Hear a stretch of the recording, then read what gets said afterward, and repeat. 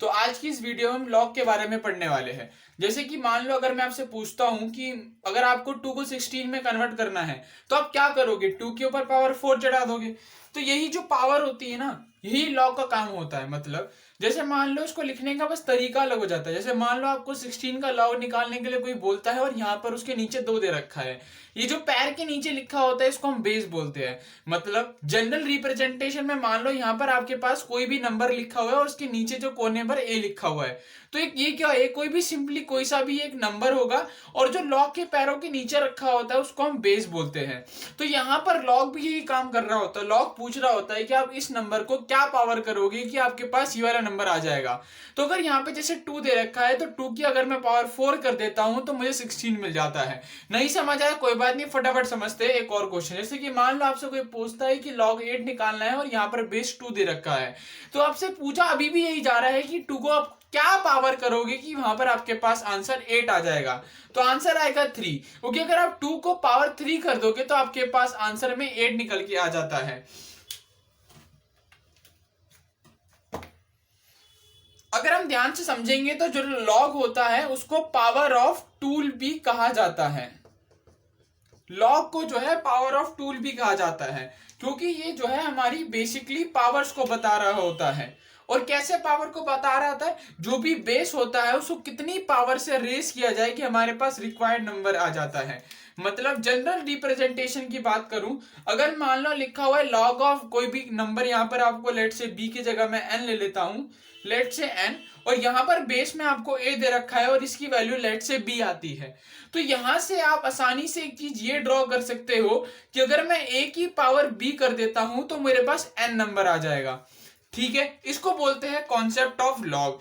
जैसे और अगर मैं आपको एग्जांपल दूं, जैसे कि मान लो अगर हम 32 का लॉग निकाल रहे हैं और यहां पर बेस हम 2 ले लेते हैं, तो पूछा अभी भी यही जा रहा है कि 2 के ऊपर आप क्या पावर चढ़ाओगे कि 32 आंसर आ जाएगा।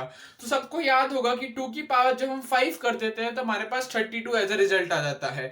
इन जनरल आपको यह ध्यान रखना है कि लॉग ऑफ एन अगर base A is equal to B दे रखा है तो इसका मतलब होता है कि अगर मैं ए के ऊपर पावर बी चढ़ा दूंगा तो मेरे पास एन एज अ आंसर आ जाएगा। अब हम जो है कुछ सवाल करेंगे इस कॉन्सेप्ट पर बेस पर, कॉन्सेप्ट बेस कुछ सवाल करेंगे जिससे कि हम इसको महारत हासिल कर चुके। तो यहाँ पर मैंने बहुत सारे सवाल ले लिए हैं जो कि कॉन्सेप्ट से हमारे सॉल्व होंगे। उसमें सबसे बढ़िया सवाल मुझे क्वेश्चन नंबर ये 10 लगता है।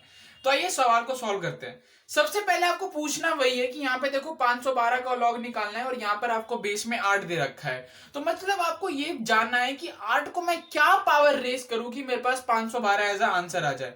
तो आप सबको याद होगा कि अगर मैं 8 का स्क्वायर करता हूं तो वो 64 आता है, और 64 को 8 से मल्टीप्लाई करने पर 512। मतलब सीधे शब्दों में अगर 8 की पावर 3 कर दोगे, मतलब अगर आप 8 क्यूब निकालोगे तो आपके पास आंसर 512 आ जाएगा। तो इसका आंसर कितना हो जाएगा 3। मैं ना फिर से रिपीट कर रहा हूं कि जो लॉग होता है वो टूल ऑफ पावर होता है। मतलब ये जो आंसर निकल कर आता है लॉग का वो बेसिकली पावर होती है। उसको डिग्री बोल सकते हो, कुछ भी बोलो यार, मतलब पावर बोल सकते हो, डिग्री बोल सकते हो। ठीक है, अच्छा अगर 81 का लॉग निकाल रहे हैं और बेस में 3 दे रखा है, फिर से वही पूछ रहा है कि 3 में मैं क्या ऐसी पावर रेस करूं कि मेरे पास 81 आ जाए। अगर मैं 3 का स्क्वायर पूछता हूं तो आप बोलते हो 9 होगा। अच्छा 3 की पावर 4 कितनी हो जाएगी, 9 इंटू 9 दैट इज 81। तो आंसर कितना आ गया 4, क्योंकि 3 की पावर 4 करने पर आपके पास कितना आ जाएगा 81। जैसे ये बहुत ही ज्यादा बेसिक सा क्वेश्चन है जो भी आप कॉन्सेप्ट को समझने के लिए यूज कर सकते हो कि 2 की पावर क्या रेस करूं कि मेरे पास 4 हो जाए। तो सबको पता है कि 2 का स्क्वायर 4 होता है, तो आंसर कितना आ गया 2। अब ये अच्छा सवाल है कि √5 में मैं क्या पावर रेस करूं 125 आ जाए। अच्छा सोचो, अगर मैं 5 का क्यूब बोलता हूं तो सबको पता होगा कि 5 का क्यूब जो होता है वो 125 होता है, बट यहाँ पे 5 नहीं है, यहाँ पे √5 है। तो समझ गए आंसर कितना आना चाहिए, 6 आना चाहिए, क्योंकि यहाँ पर क्या दे रखा है, √5 दे रखा है। तो √5 की पावर अगर आप 6 में ले जाओगे तो आंसर कितना आ जाएगा 125।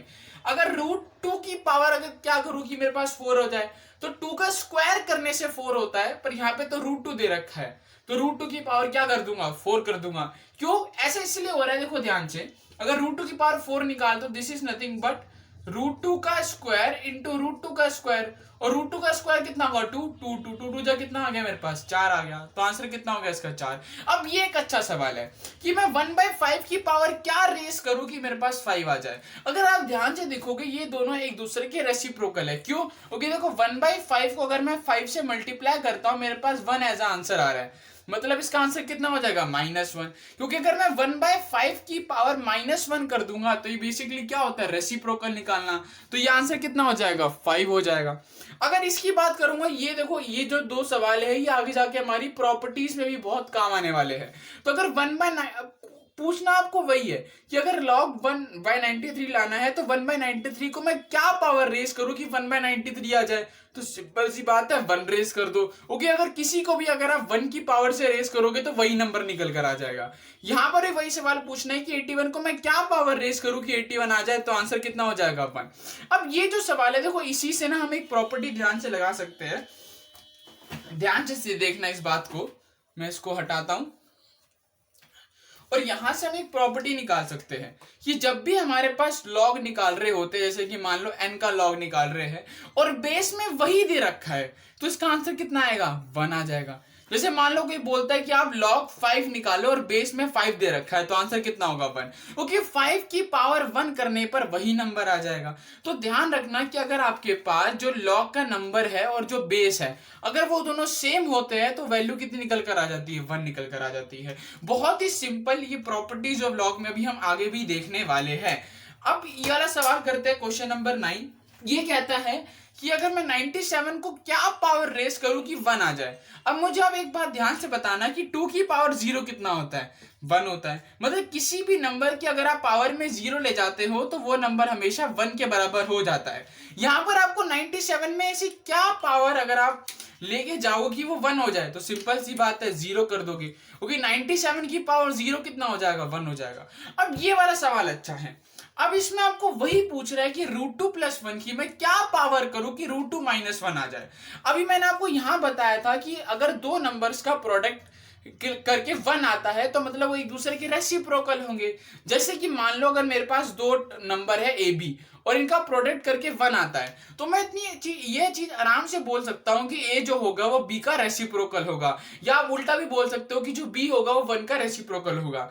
यहां पर अगर आप दोनों को मल्टीप्लाई करके देखो, इन दोनों का आपस में मल्टीप्लाई करो, क्या आएगा √2 का उसका 2 हो जाएगा, और यहाँ पर -1 2 - 1 कितना हो गया 1। तो मतलब इनका मल्टीप्लाई करने पर 1 आंसर आ रहा है, मतलब एक दूसरे के रेसिप्रोकल होंगे ये, तो आंसर कितना आ जाएगा -1 निकल कर आ जाएगा। तो यहां से आप जनरल एक और चीज ध्यान में रख सकते हो कि अगर आप log ऑफ n निकाल रहे हो और बेस में 1/n दे रखा है तो इसका आंसर कितना आ जाएगा -1। क्लियर है? तो यही था आपका कॉन्सेप्ट ऑफ log, जहां पर हम पूछते हैं कि कोई जो बेस में लिखा है उसको मैं किस पावर से रेस करूं कि मेरे पास वो log n निकल कर आ जाएगा। अभी जब हम आगे ये भी देखेंगे कि जो बेस होता है ना, हम इनको एकदम पार्टिकुलर वैल्यूज पर सेटिस्फाई कर देते हैं। मतलब हम कुछ बेस को ज्यादा पावर देते हैं, जैसे कि बेस 10 को ज्यादा पावर दे देंगे, बेस ई को ज्यादा पावर। बढ़ने से पहले मैं आपसे एक सवाल पूछता हूं कि आपको कैसे लोग पसंद है, आपको पॉजिटिव लोग पसंद है या नेगेटिव लोग पसंद है? पर दिल पे रख के हाथ सच एकदम बोलना।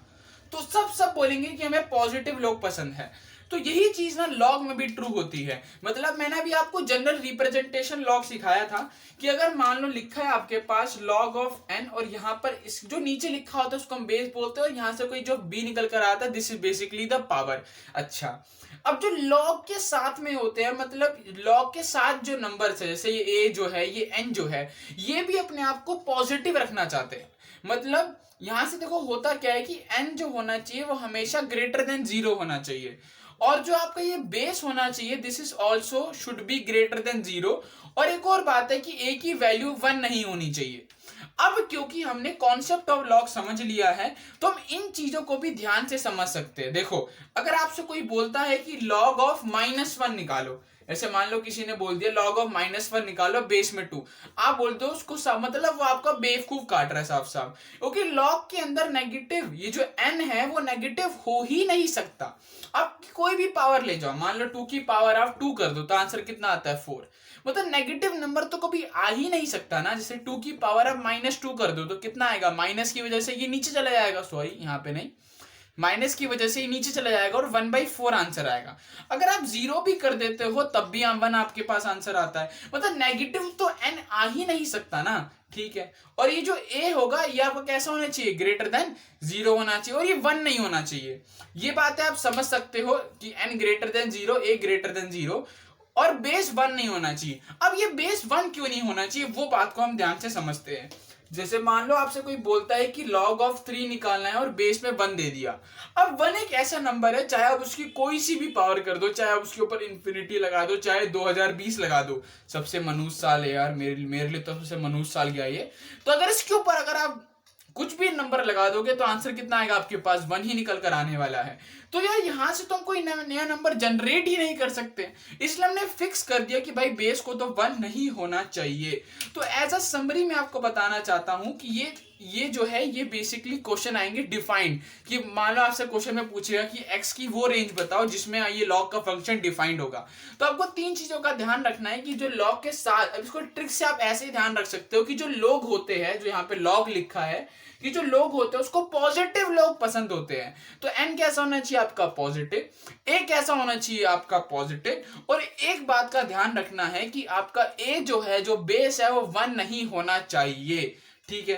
अगर ये तीनों कंडीशन सेटिस्फाई है तो आप लॉग, उस नंबर के लॉग को निकाल सकते हो। और अभी हमने पिछले ही चीज में, अपने पिछली स्लाइड में ये देखा था कि अगर मान लो मैं लॉग ऑफ n निकाल रहा हूं और बेस में सेम नंबर दे दिया जाए तो इसकी वैल्यू 1 आएगी। अब हम इस कॉन्सेप्ट पर बेस कुछ सवाल करने वाले हैं, जहां पर हम ये जानेंगे कि कब किसी नंबर का जो लॉग है वो डिफाइंड होता है या नहीं होता है। दोबारा एक बार रिवाइज करा देता हूं कि जो n होना चाहिए वो पॉजिटिव, a भी पॉजिटिव, और जो बेस होना चाहिए वो 1 नहीं होना चाहिए। जैसे ही अब 1 हो जाएगा उसका आंसर डायरेक्टली लिख दोगे नॉट। और सवाल करना स्टार्ट करते हैं, जहां पर हमसे पूछता है कि कोई भी लॉग जो वैल्यू है वो डिफाइंड है या नहीं है। तो यहां पर हमसे पूछता है कि log ऑफ x माइनस 1 निकाल रहे हैं और बेस में 4 दे रखा है। तो मैंने आपको 3 चीज बताई कि 3 चीज ट्रू होनी चाहिए। जैसे अगर आपके पास log ऑफ n दे रखा है और बेस में a दे रखा है, तो n आपका कैसा होना चाहिए, पॉजिटिव होना चाहिए, और आपका जो बेस में लिखा है वो पॉजिटिव होना चाहिए, और आपका जो बेस की वैल्यू 1 नहीं होनी चाहिए। ये तीनों कंडीशन के हिसाब से आपका जो लॉग है वो डिफाइंड होगा। यहां पर अगर मैं 4 की बात करता हूं तो सबको पता है कि 4 इज ग्रेटर देन 0, तो मतलब ये वाली कंडीशन ट्रू है इसके लिए। और 4 1 के बराबर तो नहीं होता यार, ये तो सबको पता है। अब तीसरी इंपॉर्टेंट बात ये है कि जो x माइनस 1 होना चाहिए ग्रेटर देन 0 होना चाहिए। तो यहां से आप क्या बोल सकते, दोनों तरफ 1 का एडिशन कर दो तो x ग्रेटर देन 1 आंसर आ गया आपका। अब देखो उसको नंबर 9 में दिखा दो, 1 से बड़ा मतलब इंफिनिटी राइट की तरफ जा रहे हो, तो x will belongs to 1 to infinity, ये आ गया आपके पास आंसर रेंज की टर्म्स में। तो बहुत ही सिंपल, अगर आपसे कोई भी पूछता है कि कोई भी लॉग का फंक्शन कब डिफाइंड होगा, तो इन 3 बातों का ध्यान रखना है कि उसमें जो नंबर होगा वो ग्रेटर देन 0 होना चाहिए, और a ग्रेटर देन 0 होना चाहिए, और बेस की वैल्यू 1 नहीं होनी चाहिए। अब हम और सवाल लेते हैं धड़ाधड़ सॉल्व करने के लिए। यहाँ पर बेस में हमारे पास x माइनस 4 दे रखा है। दोबारा से मैं कंडीशन लिख लेता हूं कि जो n होना चाहिए वो ग्रेटर देन 0, और जो a होना चाहिए ग्रेटर देन 0, और बेस की वैल्यू 1 नहीं होनी चाहिए। यहां पर x माइनस 4 दे रखा है, तो मतलब x माइनस 4 ग्रेटर देन 0 होना चाहिए, मतलब x की वैल्यू ग्रेटर देन 4 होनी चाहिए। अच्छा, और बेस जो है वो 1 नहीं होना चाहिए, मतलब x माइनस 4 जो है आपका 1 नहीं होना चाहिए, मतलब x की वैल्यू 5 नहीं होनी चाहिए। अगर मैं यहाँ पे नंबर की बात करूं जो कि 5 दे रखा है, तो 5 तो 0 से बड़ा ही होता है, तो उसमें कोई दिक्कत नहीं है। तो यहां पर आपके पास वैल्यू जो निकल कर आ रही है, मतलब जो रेंज निकल कर आ रही है x की, वो ग्रेटर देन 4 होनी चाहिए, और 5 उसमें इंक्लूड नहीं होना चाहिए। तो अगर नंबर लाइन की बात करूं तो 4 से ग्रेटर मतलब मुझे प्लस इंफिनिटी की ओर जाना है, यहां पर मुझे 5 को इंक्लूड नहीं करना है, तो मैं यहां पर x की रेंज लिखूंगा 4 से इंफिनिटी, बट मैं यहां पर 5 को हटा दूंगा। यहां पर मैंने क्या करा, ओपन इंटरवल का यूज करा है, क्योंकि 4 से इंफिनिटी के बीच के सारे नंबर्स को लेना है। यहां पर मैंने कर्ली ब्रैकेट्स यूज करा है जो कि सेट को रिप्रेजेंट कर रहा है, और 5 को मैंने यहां से हटा दिया है। इस वाले की ओर बढ़ते हैं। यहाँ पे देखो बेस जो है वो ग्रेटर देन 0 होना चाहिए, ठीक है भाई, 5 ग्रेटर देन 0 होना चाहिए, और 5 1 के बराबर नहीं होना चाहिए, तो 5 1 के बराबर होता भी नहीं है। यहां पर मतलब जो n है उससे आपकी रेंज निकलने वाली है, तो मैं 3x माइनस 4 को ग्रेटर देन 0 बोलूंगा। अब दोनों तरफ -3 कर देता हूं, तो -4x इज ग्रेटर देन -3। अब इनइक्वालिटी का कॉन्सेप्ट आता है कि अगर मैं दोनों तरफ नेगेटिव से मल्टीप्लाई करूंगा तो इनइक्वालिटी रिवर्स हो जाएगी, तो 4x should be less than 3, उल्टी हो गई इनइक्वालिटीज। तो मतलब x should be less than 3/4। तो अगर ये नंबर लाइन है और यहाँ पर अगर 3/4 आ रहा है तो मुझे लेस देन मतलब मुझे माइनस इन्फिनिटी की ओर बढ़ रहा है, तो उसकी रेंज कितनी हो जाएगी, माइनस इन्फिनिटी से 3/4। फिर से रिपीट कर रहा हूं, बहुत सिंपल होता है। क्वेश्चन ऐसे आया कि ये वाला लॉग फंक्शन कब डिफाइंड होगा, तो आपको तीनों चीजों का ध्यान रखना है कि आपका n ग्रेटर देन 0 होना चाहिए, a ग्रेटर देन 0, और आपके जो बेस की वैल्यू है 1 के बराबर नहीं होनी चाहिए। अच्छा, मैं इसको मिटा देता हूं फटाफट और हम क्वेश्चन नंबर 4। यहाँ पर जो बेस दे रखा है 1/2 दे रखा है, 1/2 ग्रेटर देन 0 होना चाहिए, जो कि होता है, और 1/2 1 नहीं होना चाहिए। ठीक है, मतलब जैसे दोबारा लिख देता हूं कि n पॉजिटिव होना चाहिए, a पॉजिटिव होना चाहिए, और जो हमारा बेस है 1 नहीं होना चाहिए। यहाँ पर बेस के लिए तो सही है, मतलब जो रेंज निकलने वाला है इसी तरीके से हमारे पास n से निकलेगा। 8x - 9 ग्रेटर देन 0 होना चाहिए, मतलब 8x 9 से बड़ा, मतलब x जो है वो 9/8 से बड़ा। 9/8 से अगर मान लो नंबर लाइन में 9/8 इधर दिखाता हूं तो इन्फिनिटी इधर आएगा। x जो है 9/8 से बड़ा, तो x की रेंज हो जाएगी 9/8 से इन्फिनिटी। क्लियर है सबको? अब जो है क्वेश्चन नंबर 5 आपको अपने आप से करना है, ठीक है। तो इसको हम क्वेश्चन नंबर 5 अब स्टार्ट करते हैं। हो आपने ट्राई करा होगा। तो यहाँ पे जो बेस है ये हमारा कैसा होना चाहिए, ग्रेटर देन 0, ठीक है, मतलब x की वैल्यू ग्रेटर देन 3 होनी चाहिए, और ये जो बेस है ये 1 नहीं होना चाहिए, मतलब x की वैल्यू जो है 4 नहीं होनी चाहिए। क्लियर है इतना सबको? अब मैं इस n की बात करता हूं, तो n भी कैसा होना चाहिए, ग्रेटर देन 0 होना चाहिए, मतलब x की वैल्यू ग्रेटर देन 4। अब इसको ध्यान से देखना, यहाँ पर हमारे पास दो पार्टी आ रही है, मतलब मैं लाइन बना लेता हूं। लाइन पे मेरे पास एक पार्टी कहती है, मतलब ये जो बेस वाली पार्टी कह रही है कि जो x होना चाहिए वो 3 से बड़ा, और ये जो n वाली पार्टी कह रही है जो x होना चाहिए 4 से बड़ा, और साथ ही साथ बेस वाली पार्टी कह रही है कि x की वैल्यू 4 नहीं होनी चाहिए, मतलब अगर यहां पर 3 है यहां पर 4 है, तो एक पार्टी कह रही है कि x जो होना चाहिए वो 3 से बड़ा और इन्फिनिटी तक जाना चाहिए, ठीक है, और एक कह रही है 4 से इन्फिनिटी जाना चाहिए, बस 4 को ओवल कर दिया, मतलब 4 को हमें इंक्लूड नहीं करना है। तो दोनों पार्टी को राजी करना है, तो इनका क्या करेंगे, हम इंटरसेक्शन निकाल लेंगे। तो x की वैल्यू हो जाएगी x विल बिलोंग्स टू 4 से infinity, this will your answer. तो मैंने यहाँ पर फिर से कुछ एग्जांपल्स लिए जिनको हम कॉन्सेप्ट से इनके आंसर निकालने की कोशिश करते हैं। तो यहाँ पर आप साफ साफ देख सकते हो कि यहाँ पे जो n है वो -4 दे रखा है, यार नेगेटिव तो हो ही नहीं सकता ना, n की वैल्यू क्या होगी, हमेशा 0 से बड़ी होगी, तो इसका आंसर क्या होगा, नॉट डिफाइंड। अब चलते सेकंड पर। अब देखो 10 की पावर क्या करूं कि 0 आ जाए, तो n तो 0 भी नहीं हो सकता ना, n की वैल्यू कैसी होनी चाहिए, पॉजिटिव होनी चाहिए, तो ये भी आप नॉट डिफाइंड बोल दोगे। उसी तरीके से ये भी हो जाएगा नॉट डिफाइंड। कुछ सवाल ऐसे आते हैं तो आई थिंक आप इसको आसानी से कर सकते हो कि n आपका पॉजिटिव, a पॉजिटिव, और a की वैल्यू 1 नहीं होनी चाहिए। मान लो अगर ऐसा आ जाता कि log of 2 निकालना और बेस में 1 देता, तब भी इसकी वैल्यू क्या हो जाएगी, नॉट डिफाइंड, क्योंकि हमारा बेस जो है वो 1 नहीं हो सकता है। अब ये वाले सवाल थोड़े अच्छे हैं और इन्हीं सवाल से निकलकर एक कॉन्सेप्ट निकलने वाला है, ठीक है। अब देखो मैं इसको कैसे सॉल्व करने वाला हूं। तो हमसे बोलता है कि log ऑफ 1/4√2 निकालो, और बेस में 1/2 दे रखा है। मैं इसको थोड़ा सिंप्लीफाइड फॉर्म में लिखता हूं, तो मैं इसको लिख सकता हूं 4 को 2 का स्क्वायर, और इसको लिख दूंगा 2 की पावर 1/2, और बेस में 1/2, तो यहां से ये बन जाएगा 1/2, और देखो इन दोनों को, अब देखो 2 की पावर 2 इंटू 2 की पावर 1/2, तो 2 की पावर, दोनों की पावर ऐड हो जाएगी, तो 2 की पावर 2 प्लस 1/2। अगर आप ध्यान से देखोगे तो ये क्या बन चुका है, log के बेस में 1/2, और ये बन चुका है 1/2 की पावर 2 2 जा 4 प्लस 1 5/2। अब देखो ध्यान से, इसका आंसर तो आप बता ही सकते हो ना कि जो बेस वैल्यू होती है उसमें मैं क्या पावर रेस करूं कि ये आंसर आ जाए, तो आंसर कितना होगा 5/2। अगर इस 1/2 में अगर आप 5/2 की पावर रेस कर दोगे तो आपके पास क्या आ जाएगा, 1/2 की पावर 5/2। ये जो, अब देखो ये जो रिजल्ट है ना, ये जो पॉइंट आया है, इसको समझना मुश्किल नहीं है, बट यहां से हमारा एक कॉन्सेप्ट निकलने वाला है। उसी तरीके से ये वाला सवाल सॉल्व करते हैं, ठीक है। थोड़ा मैं यहां जगह खाली कर लेता हूं। इस वाले सवाल को, 5th वाले को सवाल को सॉल्व करते हैं। इसको मैं सिंप्लीफाइड फॉर्म में लिखता हूं। 3 को क्या लिख सकता हूं, मतलब 27 को मैं 3 का क्यूब लिख सकता हूं, और √3 को 3 की पावर 1/2, और बेस में 3 दे रखा है, ठीक है। तो log ऑफ 3, और ये कितना हो जाएगा, 3 की पावर 3 प्लस 1/2, मतलब 3 की पावर 7/2। तो इसका आंसर क्या आएगा, फिर वही पूछो, कॉन्सेप्ट क्या बोलता है कि बेस को मैं क्या पावर रेस करूं कि मेरे पास n आ जाए। तो गाइस 3 की पावर अगर आप 7/2 ले जाओगे तो क्या आ जाएगा, 3 की पावर 7/2, तो आंसर कितना आ गया 7/2। अब मैं इन दोनों पॉइंट्स को ध्यान से देखना कि हुआ क्या, ठीक है। इस वाले पॉइंट को और इस वाले पॉइंट को यहां से देखो सॉल्व करना तो आसान था, यहां से अभी हमारी एक प्रॉपर्टी निकलने वाली है लॉग की। जैसे अभी मैंने आपको पिछले क्वेश्चंस में प्रॉपर्टी निकाल के दिखाया कि लॉग ऑफ n और अगर बेस भी सेम हो जाए तो इसका आंसर क्या आता है 1। उसी तरीके से यहां से एक और प्रॉपर्टी निकलने वाली है। अब देखो ध्यान से, एक चीज ध्यान रखो कि यहां पर क्या है, लॉग ऑफ n है और n की कुछ पावर है। यहां पर अगर आप ध्यान से देखोगे कि क्या हो रहा है, तो ये पावर उठ के बाहर आ जा रही है। मान लो मुझे कुछ नहीं पता, मान लो पावर उठ के बाहर आ गई, तो क्या बचा, पावर उठ के बाहर आ गई तो बन गया log of 3 to the base of 3। अब ये तो 1 होता है ना, तो 7/2 इंटू 1 कितना हो गया 7/2। वही चीज यहां पर हुई है, यहां पे देखो 5/2 जो पावर थी, जो n की पावर थी, वो उठकर बाहर आ गई और आंसर कितना आ गया 5/2। मतलब इन जनरल मैं आपको बस एक चीज बताना चाहता हूं कि जनरल में अगर ये लिखा है, मान लो log ऑफ n लिखा है और इसकी पावर लेट से कुछ x है और बेस में a दे रखा है और ये अगर मान लो b के बराबर आता है, ठीक है, आपको कुछ नहीं करना है। जैसे मान लो इसको भी हटाओ, b को भी हटाओ, बस इतना दे रखा है, ये जो पावर होगी ना n की, ये उठकर बाहर आ जाएगी, तो this will be equal to x बाहर आ चुका है और ये हो जाएगा log ऑफ n और बेस में क्या हो गया a हो चुका है।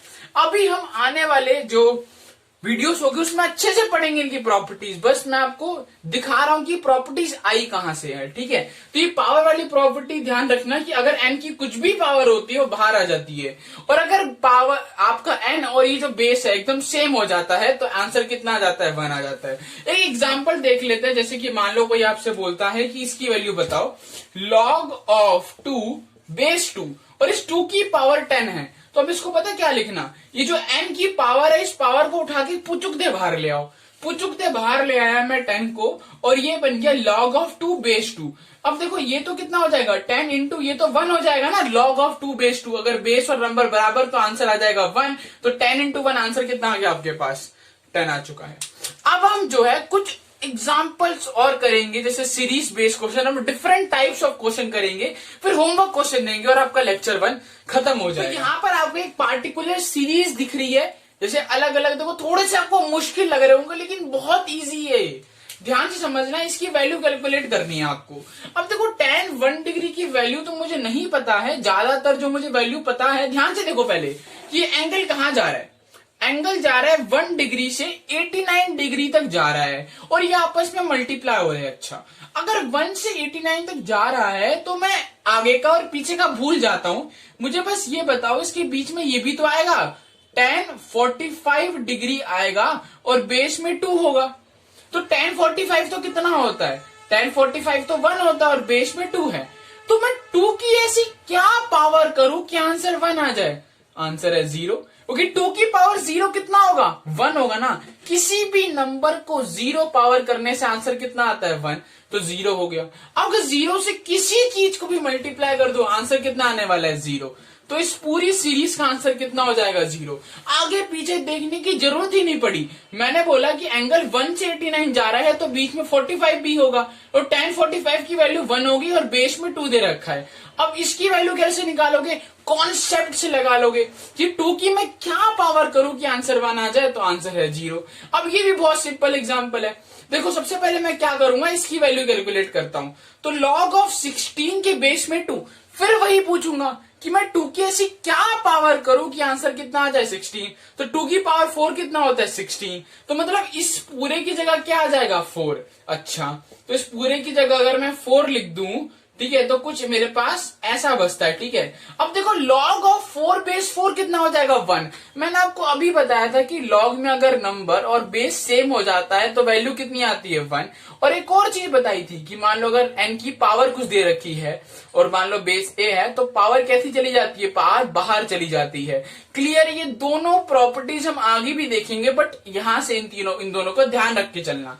तो ये तो कितना हो गया 1, तो मतलब क्या निकालना है, log ऑफ 1 और बेस में कितना निकालना है 16, और 16 की क्या पावर करूं कि आंसर 1 आ जाए, तो 16 की पावर सर जी 0 कर दो, आंसर आपके पास कितना आ जाएगा 1। तो आज का ये लेक्चर खत्म हो चुका है। तो आज हमने क्या सीखा, आज हमने लॉगरिथम का कॉन्सेप्ट सीखा था। आज क्या आपको सवाल थोड़े आसान लगे होंगे, क्योंकि आज हमने जो है कॉन्सेप्ट सीखा लॉगरिथम का और कुछ इंपॉर्टेंट प्रॉपर्टीज भी जान ली है। अब हम कुछ आपको होमवर्क क्वेश्चन देंगे जिनके आंसर आपको कमेंट सेक्शन में जरूर से लिखने हैं।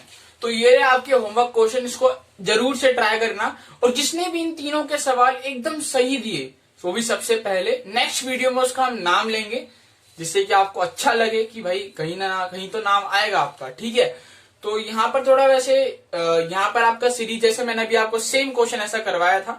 ठीक है, तो यहाँ पर आप थोड़ा पावर का ध्यान रखना कि एन की कुछ पावर भी है।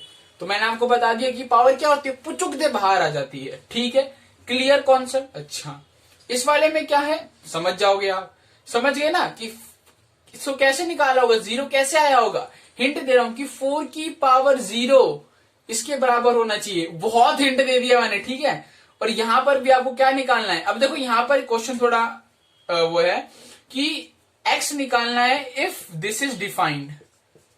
अगर ये डिफाइंड है मतलब ये इसकी वैल्यू निकल सकती है। अगर ये डिफाइंड है तो आपको x निकालना है। डिफाइंड का मतलब सोचते ही, वर्ड आते ही क्या आपको ध्यान में रखना है कि n ग्रेटर देन 0 होना चाहिए, a ग्रेटर देन 0 होना चाहिए और a जो है आपका 1 नहीं होना चाहिए। तो होप आपको मजा आया होगा। मिलते हैं नेक्स्ट वीडियो में।